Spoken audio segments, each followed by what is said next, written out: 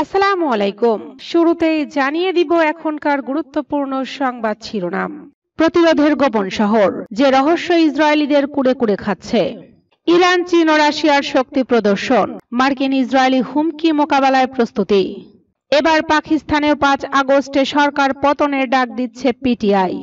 ইসরায়েলের পতন নিয়ে যে ভবিষ্যৎবাণী করেছিলেন আইনস্টাইন। এই একটি শর্ত না মানলে যুক্তরাষ্ট্রের সাথে এক চুলও এগোবে না ইরান। এবার ইসরায়েলে নেতানিয়াহুর সরকারের পতনের ডাক। শুনছিলেন সংবাদ শিরোনাম, এবার বিস্তারিত। তবে তার আগে অনুরোধ থাকবে ভিডিওতে একটি লাইক দিন এবং কোথায় থেকে আমাদের ভিডিওটি দেখছেন কমেন্টে জানিয়ে দিন। প্রতিরোধের গোপন শহর, যে রহস্য ইসরায়েলিদের কুড়ে কুড়ে খাচ্ছে। একজন ইহুদি বিশ্লেষক গাজায় প্রতিরোধ বাহিনীর টানেল নেটওয়ার্ক দেখে বিস্ময় প্রকাশ করেছেন। গাজায় যুদ্ধ শুরুর 2 বছর পার হলেও ইসরায়েলিরা এই টানেল নেটওয়ার্কের রহস্য উদ্ঘাটন করতে পারেনি। তার এটা ভেবে বিস্মিত যে প্রতিরোধ যোদ্ধাদের টানেলগুলো যুদ্ধে ব্যাপক প্রভাব রাখছে। হামাসের বিস্তৃত টানেল নেটওয়ার্ক কার্যত এক প্রকার ভূগর্ভস্থ শহর।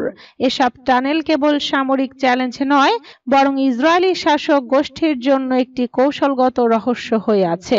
রাজনৈতিক বিশ্লেষকদের মতে ইসরায়েল তাদের ঘোষণা অনুযায়ী ফিলিস্তিনের ইসলামী প্রতিরোধ আন্দোলন হামাসকে ধ্বংস করতে পারেনি, বরং তারা এখন আগের চেয়ে আরো বেশি সংগঠিত ও জটিল প্রতিরোধের সম্মুখীন হচ্ছে। ইসরায়েলি সংবাদ মাধ্যমগুলোর তথ্য অনুযায়ী হামাসের এই টানেল প্রযুক্তির কাছে ইসরায়েলি সেনারা এতটাই অসহায় যে তারা প্রতিরোধ যোদ্ধাদের আক্রমণ থেকে বাঁচতে বাধ্য হয়ে নর্দমায় আশ্রয় নেয়। এর আগে ইসরায়েলি টিভি চ্যানেলের সাংবাদিক হালেল বেটেন একটি ছবি প্রকাশ করেছেন, যেখানে দেখা যাচ্ছে রকেট হামলার সময় এবং সাইরেন বাজানোর পর ইসরায়েলি সেনারা নিজেদের প্রাণ রক্ষার্থে পয়ঃনিষ্কাশন ড্রেনে লুকিয়ে পড়ছে। বিশ্লেষক ইউসি ইয়েহোশোয়া গাজার প্রতিরোধ বাহিনীর টানেল সম্পর্কে বলেছেন, একবার চিন্তা করুন, আপনার পায়ের নিচে একটি অন্য ধরনের পরিপূর্ণ শহর লুকিয়ে আছে। ইয়েহোশোয়া আরো বলেন, গাজা উপত্যকার নিচে গড়ে ওঠায় অবকাঠামো কোনো সাধারণ বিশ্রাম কক্ষ নয়, যেটার জিনিসপত্র বাজার থেকে কেনা হয়েছে বলে সহজেই ধ্বংস করা যাবে। এগুলো ধ্বংস করতে চাইলে সুসংগঠিত পেশাদার তৎপরতা জরুরি।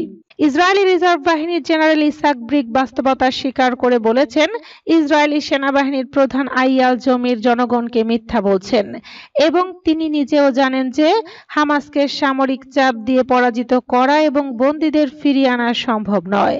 তিনি স্পষ্ট করে বলেন, হামাসকে হারানো যাবে না, কারণ তারা তাদের মূল শক্তি ফিরে পেয়েছে। ইরান, চীন ও রাশিয়ার শক্তি প্রদর্শন, মার্কিন ইসরায়েলি হুমকি মোকাবেলায় প্রস্তুতি। যুদ্ধবিরতির মাঝেও মার্কিন এবং ইসরায়েলি হুমকি মোকাবেলায় আরও শক্তিশালী প্রস্তুতি নিচ্ছে ইরান। চীনের প্রেসিডেন্ট শি জিনপিং এবং রুশ প্রেসিডেন্ট ভ্লাদিমির পুতিনও এই প্রক্রিয়ায় সক্রিয়ভাবে অংশগ্রহণ করছে। মালয়েশিয়ায় চীনের পররাষ্ট্রমন্ত্রী ওয়াং ই এবং রুশ পররাষ্ট্রমন্ত্রী সের্গেই ল্যাভরভের মধ্যে বৈঠক অনুষ্ঠিত হয়, যেখানে মূল আলোচনার বিষয় ছিল ইরান। বৈঠকে চীন এবং রাশিয়া উভয়েই ইরানের পারমাণবিক কর্মসূচি এবং আঞ্চলিক নিরাপত্তা নিয়ে গভীর আলোচনা করেছে। চীনা পররাষ্ট্রমন্ত্রী জানান, শক্তি প্রয়োগ শান্তির পথে নয়, বরং সংলাপের মাধ্যমে সমস্যার সমাধান সম্ভব। ইরানের শান্তিপূর্ণ পরমাণু শক্তি ব্যবহারের অধিকারিতার প্রতি চীনের শ্রদ্ধার কথা উল্লেখ করেন তিনি। তবে সাম্প্রতিক সময়ে চীনের অত্যাধুনিক HQ-9B ডিফেন্স মিসাইল সিস্টেম এখন ইরানের আকাশে পাহারা দিচ্ছে। তাছাড়া রাশিয়া ইতিমধ্যে ইরানের সাথে তাদের সম্পর্ক দৃঢ় করেছে, বিশেষত ইউক্রেন যুদ্ধে ইরানি মিসাইল এবং ড্রোন ব্যবহারের পর। পশ্চিমাদের চাপের মধ্যে চীন ও রাশিয়া ইরানকে সমরাস্ত্র এবং মানসিক সহায়তা প্রদান করছে। আরও একটি খবর হলো, চীন এখন ইরানকে অত্যাধুনিক যুদ্ধ বিমান সরবরাহ করছে, যা ইসরায়েলের F-35 যুদ্ধ বিমানকে বড় হুমকির মুখে ফেলবে। সব মিলিয়ে ইরান, চীন এবং রাশিয়ার এই সম্পর্ক পশ্চিমাদের জন্য বড় সতর্কবার্তা হতে পারে। এবার পাকিস্তানেও 5 আগস্টের সরকার পতনের ডাক দিচ্ছে পিটিআই। পাকিস্তান তেহরিক ইনসাফ দলটি আগামী 5 আগস্টকে সামনে রেখে দেশে জুড়ে এক চূড়ান্ত সরকার বিরোধী আন্দোলনের প্রস্তুতি নিচ্ছে। দলটির প্রতিষ্ঠাতা ও সাবেক প্রধানমন্ত্রী ইমরান খানের কারামুক্তির দাবিতে এই কর্মসূচি ঘোষণা করা হয়েছে। প্রাথমিক প্রস্তুতির অংশ হিসেবে পিটিআই নেতারা ইতিমধ্যেই লাহোরে সমবেত হয়েছেন। দীর্ঘ প্রায় 2 বছর ধরে কারাবন্দী আছেন ইমরান খান। এর আগে তার মুক্তির দাবিতে পিটিআই আন্দোলন করলেও তেমন ফল আসেনি। তবে এবার আন্দোলনকে চূড়ান্ত আখ্যা দিয়েছেন খাইবার পাখতুনখোয়ার মুখ্যমন্ত্রী আলী আমিন গান্ডাপুর। তিনি বলেছেন, ৫ আগস্ট ইমরান খানের বন্দী জীবনের ২ বছর পূর্ণ হচ্ছে। এর আগেই আমাদের আন্দোলন সর্বোচ্চ পর্যায়ে নিয়ে যেতে হবে। শনিবার লাহোরে আন্দোলনের আনুষ্ঠানিক সূচনা হয় গান্ডাপুরের নেতৃত্বে একটি বহরের আগমনের মাধ্যমে। পিটিআই জানিয়েছে, এই আন্দোলন ইমরান খানের নির্দেশেই পরিচালিত হচ্ছে। প্রথম ধাপে প্রাদেশিক ও জেলা পর্যায়ে বিক্ষোভ শুরু হবে, পরে তা দেশব্যাপী ছড়িয়ে দেওয়া হবে। ইসরায়েলের পতন নিয়ে যে ভবিষ্যৎবাণী করেছিলেন আইনস্টাইন। ফিলিস্তিনে ইসরায়েলি বর্বরতার কারণে চরম রাজনৈতিক সংকট ও আন্তর্জাতিক সমালোচনার মুখে পড়েছে নেতানিয়াহুর নেতৃত্বাধীন ইসরায়েল সরকার। অভ্যন্তরীণভাবেও দুর্বল হয়ে পড়েছে এই রাষ্ট্র, এমনটাই মনে করছেন অনেক ইসরায়েলি নাগরিক। তবে এই চিত্র নতুন কিছু নয়। আজ থেকে প্রায় ৮ দশক আগে এমন পরিণতির আভাস দিয়েছিলেন বিশ্বের অন্যতম প্রখ্যাত বিজ্ঞানী আলবার্ট আইনস্টাইন। ফিলিস্তিনের গাজা উপত্যকায় হামাসের হামলার পর শুরু হয় ইসরায়েলের ভয়াবহ গণহত্যা। প্রতিদিন বোমাবর্ষণে ক্ষতবিক্ষত হচ্ছে নারী ও শিশুর দেহ। এসব দৃশ্য গোটা দুনিয়ার বিবেকবান মানুষকে নাড়া দিচ্ছে।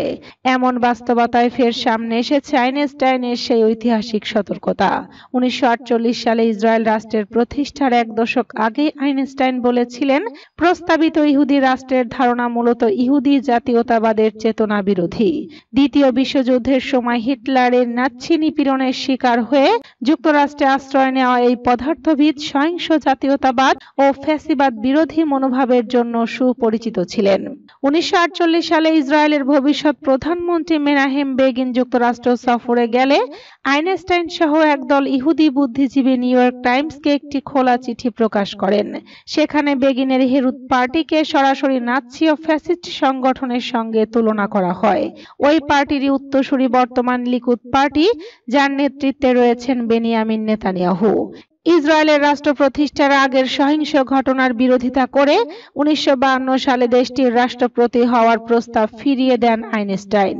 তিনি এক খোলা চিঠিতে উল্লেখ করেন, যখন ইসরায়েলের উপর সত্যিকারের এবং চূড়ান্ত বিপর্যয় নেমে আসবে, তখন তার জন্য প্রথম দায়ী থাকবে ব্রিটিশরা এবং দ্বিতীয়ত দায়ী থাকবে ইসরায়েলের অভ্যন্তরের সন্ত্রাসবাদী সংগঠনগুলো। এই একটি শর্ত না মানলে যুক্তরাষ্ট্রের সাথে এক চুলও এগোবে না ইরান।